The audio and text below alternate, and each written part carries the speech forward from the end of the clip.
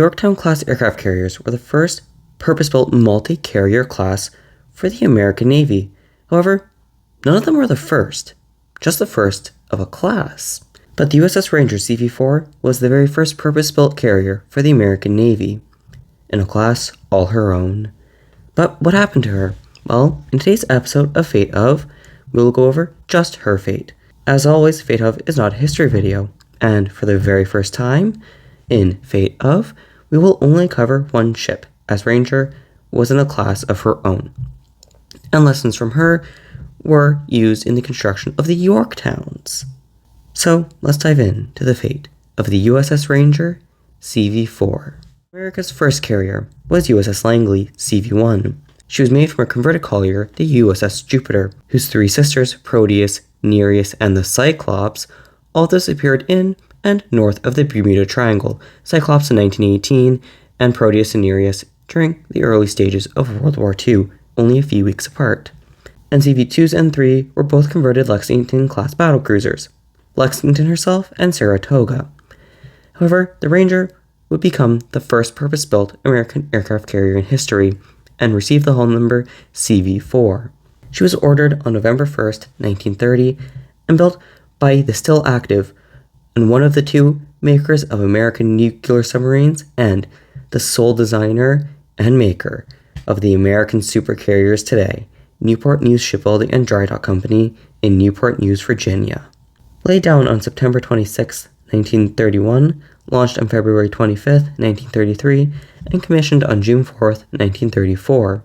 While she would go on to fight in World War II, she fought in the Atlantic as she was deemed too slow for the carrier task forces in the Pacific, and during the early years, those were heavily shouldered by the carriers CV-2 through CV-8, with of course the exception of CV-4, the Ranger.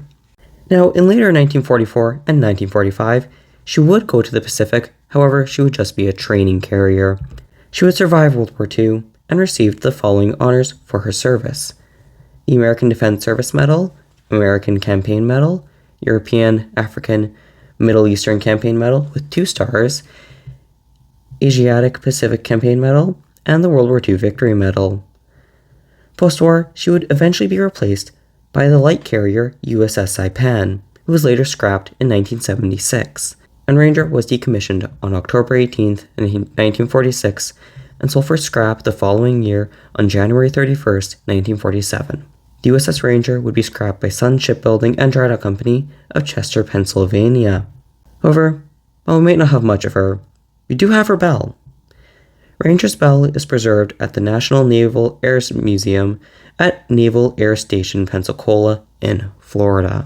So, again, a bell might not be much, but it's much better than absolutely nothing. America's early carriers were all either sunk during the war, Yorktown, Hornet, and Langley, and Lexington, sunk at Bikini Atoll, Lexington's sister Saratoga, or scrapped like the Enterprise and the Ranger. The few pieces like bells that survive continue on their legacy, along with the 5 preserved American aircraft carriers today. 4 of the Essex class, USS Yorktown CV-10, named after CV-5, USS Intrepid CV-11, USS Hornet CV-12, named after CV-8, and the oldest preserved carrier in the world, named after CV-2, USS Lexington CV-16. She does have the highest hull number, but she's actually the oldest of the 4. And the 5th preserved is the lead ship of her class, the Midway-class aircraft carrier USS Midway CV-41. Of course, she is by far the youngest. Now, USS Ranger CV-4 may be long scrapped, but her bell and the carriers that followed her to this very day continue to carry on the story of the American aircraft carriers. USS Ranger CV-4 was the very first purpose-built American aircraft carrier in history, and she certainly deserves to be remembered.